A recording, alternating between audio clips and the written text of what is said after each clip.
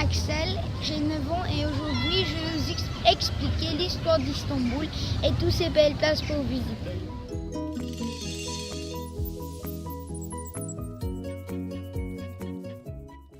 Le palais de Topkapı, qui est près du Bosphore, est un grand musée d'Istanbul. Une visite à Topkapı est une des choses les plus populaires à faire à Istanbul. Donc on l'a fait. Le palais a été construit par le sultan Mehmed II quand il a conquis la ville de Constantinople en 1453.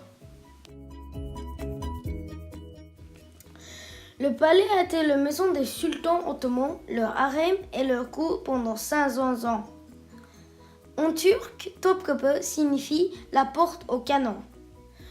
Le nom du palais vient des énormes canons exposés à l'extérieur de ces portes que j'adorais. J'ai appris qu'ils ont été utilisés pendant la conquête de la ville. Le palais a une magnifique vue sur le Bosphore, les beaux jardins et un énorme trésor de diamants et d'or pour exposer. Pour un garçon comme moi qui adore les trésors, les pirates, les canons, les champs de bataille et les beaux jardins, ce palais était magique. Je pourrais facilement y habiter.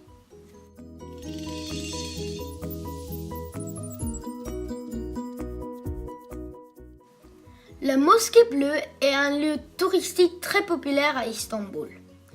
Je voulais savoir pourquoi elle s'appelait la mosquée bleue, parce que quand nous nous y approchions d'elle, il n'y avait rien de bleu. Mais j'ai tout compris quand je suis rentrée dans la mosquée bleue et j'ai vu les magnifiques tuiles qui entourent les murs à l'intérieur.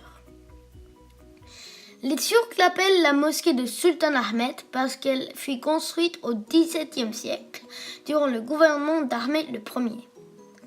Ils m'ont dit que traditionnellement, les mosquées ont 1, 2 ou 4 minarets. La mosquée bleue en a 6 et c'est ce qui la rend unique. On dit qu'il y a eu un malentendu entre le sultan et l'architecte. Le sultan a voulu des minarets en or, qui est altın en turc. Mais l'architecte a construit altı minaret, qui signifie 6 en turc. Quelle histoire! Je suis sûre que le sultan n'était pas très impressionné.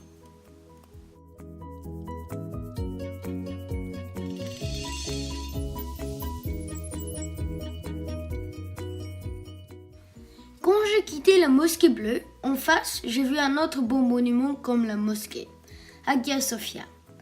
D'abord, elle a été construite comme une église. Et quand le sultan ottoman a conquis Istanbul, il l'a converti en une mosquée et maintenant c'est un musée. Notre guide nous a dit que cela a pris presque un siècle aux constructeurs pour bâtir la cathédrale de Notre-Dame à Paris, mais Hagia Sophia a été construite en moins de 6 ans. Ceci me paraît comme un travail très difficile. Quand nous avons marché autour du musée, nous avons vu quelques signes de 2 religions.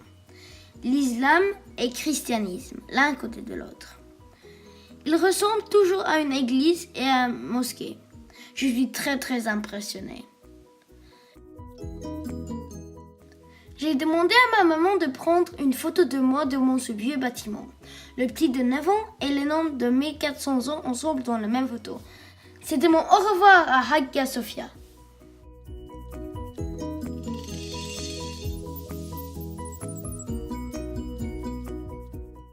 Juste à l'extérieur du palais de Topkapı, il y a un des magnifiques monuments historiques d'Istanbul, la citerne basilique. Cette énorme citerne a été construite par l'empereur byzantin Justinien. Il était surnommé le palais submergé. Il ressemblait vraiment à un bel endroit sous l'eau.